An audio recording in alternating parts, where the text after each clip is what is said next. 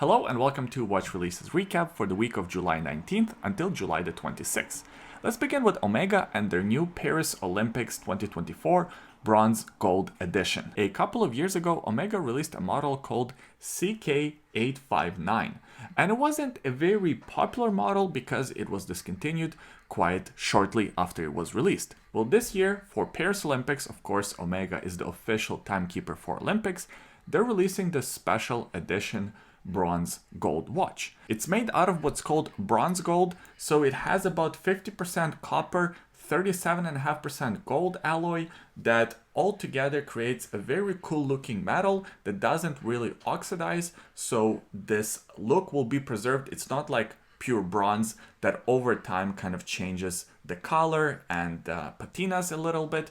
This watch here should look like this for a long time. The case dimensions are also very reasonable. 39mm diameter, only 11.7mm in case height, and it's about 46mm from one leg to another, sort of perfect everyday / dress watch type dimensions. This model is powered by the caliber 8929. It's a coaxial automatic movement, beating at 25,200 vibrations per hour. It has 30 joules and 72 hours of power reserve. It's a master chronometer certified movement, very accurate, very reliable. It's exactly what you expect to see in a watch of this caliber.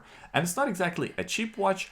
These ones are priced at $12,000 and they're not a limited edition, they're the special edition for Olympics. The last thing I forgot to mention, the reason why this one is also called silver, because it has the silver in its dial, so it kind of creates all three metals, the gold, bronze, and silver, for the Olympics in this one model. So I understand sort of the story behind it and the marketing spiel behind it, but I just wish it would be part of the standard collection instead of being this special Paris 2024 Olympic edition. Hey, maybe it will be in the future. The new MoonSwatch mission to the super blue Moonphase. I'm not gonna spend too much time on this release. By this time, we're all very familiar and probably very sick of these releases. This is another one of these collaborations between Omega and Swatch. It's more Swatch than Omega, let's be honest.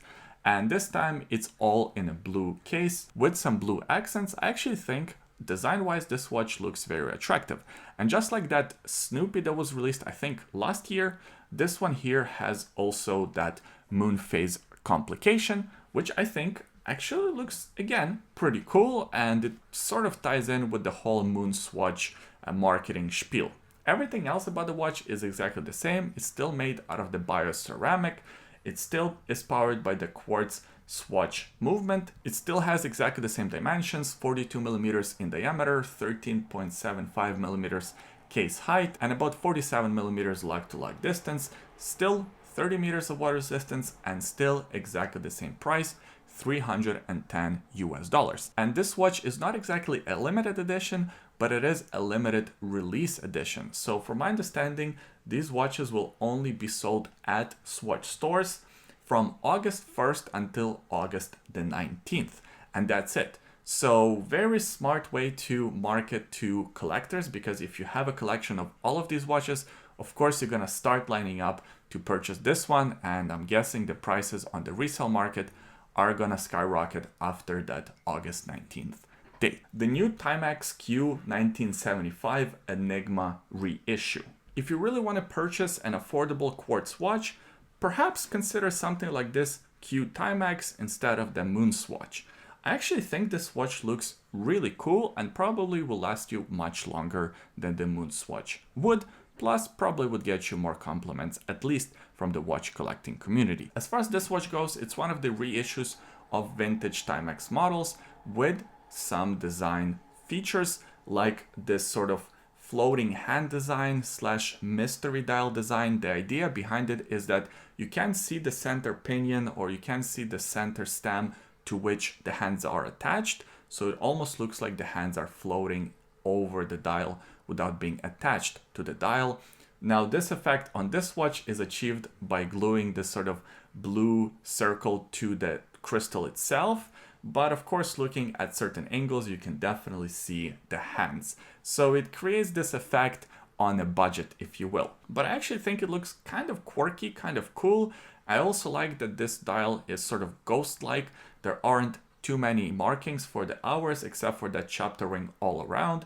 There's also a date complication, not too much writing on it, just the design of it is very attractive. I think Timex right now understands what the watch community is looking for, and they're giving us exactly those designs. I also like the cushion case, and these bracelets do give you a free wax. As far as the sizing goes, this one is about 37 millimeters in case diameter. It's about 12 millimeters in case height. It comes with 50 meters of water resistance, and it's powered by the quartz Timex movement. The price of this watch is very reasonable, $200 US, and it's not a limited edition. So if you want to pick one of these watches up in the future, you should be able to. The new Nomos Ahoi Neomatik 38 date Atlantic dial. Nomos, love it or hate it, has a very strong brand identity, and that goes for their sports models, because Ahoi Neomatik is technically their diver watch because it comes with 200 meters of water resistance and a screw down crown.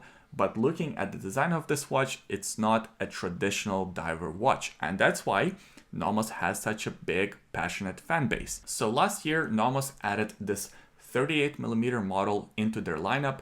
Prior to that, they only had the 40mm and the 36mm diameters. Having this 38mm option is a great choice because 40mm on these watches does wear much larger. It's pretty much all dial and no bezel. If you try one of these watches on, you know exactly what I mean. Plus, they have these sort of wire lugs that add quite a bit of lug-to-lug distance to this timepiece. As far as the dimensions, it's exactly the same as the last year's models. As I mentioned, 38.5mm case diameter, 10mm height, which is really good for an automatic watch with 200 meters of water resistance. And this one is powered by the Neomatic caliber DUW6101. It's an in-house automatic movement. Nomos makes all parts in-house, even the hairspring, even the balance wheels, everything is made in-house. It has 27 joules, it beats at 21,600 vibrations per hour, and it has 42 hours of power reserve. As far as the new dial color, I think it looks pretty good, although I'm not a huge fan of these green accents on the dial. I actually think the last year's releases with those dial colors, at least to me, looked a little bit more attractive. This new dial looks pretty good. It's a little bit more conservative, but just not for me. I'd probably go for one of the dials from last year. Nevertheless, I'm happy to see this dial now being available in the smaller 38mm case. And as far as the pricing goes, these watches are priced at about 3,500 euro for the one with the closed case back, and it's 3,800 euros for the one with the display case back. As I say in every video when I mention these watches, go for the display case back. Yes, it's more expensive, but it's definitely worth it because these movements are beautiful. The new Tag Heuer Carrera Chronograph Tourbillon with the blue Panda motif. This watch is kind of interesting because it was just dropped on Tag Heuer's website without much press. I only found it mentioned on monochrome watches, that's about it. It didn't really get too much sort of marketing push behind it. So it is very similar to last year's Tourbillon that was released and is still available from Tag Heuer. It comes in that glass box Carrera case, which is very attractive. I think that's one of the best cases Tag Heuer has done in a very long time. The dimensions are very conservative, 42mm case diameter, 14.3mm case height. Yes, it's a little bit on the larger side, but it is a chronograph with a tourbillon complication. So of course it has to be a little bit larger. This one is powered by the caliber TH20-09. It's an in-house Tag Heuer caliber that is COSC certified. It beats at 28,800 vibrations per hour. It has 65 hours of power reserve. And you get a display case back so you can admire this movement. Now, as far as the pricing and availability goes, this one is limited to 50 pieces and it's priced at 25,000 euro. So I think a pretty good price for a tourbillon chronograph. Yes, it's made out of stainless steel, and yes, it's Tag Heuer, but it's okay. And I think the design is actually fairly attractive. The new Montblanc Deep Diver, the Ice C0 Oxygen Deep 4810. Montblanc is a watch brand that is more known for their high-end pans than watches, and of course it's named after a mountain in Europe.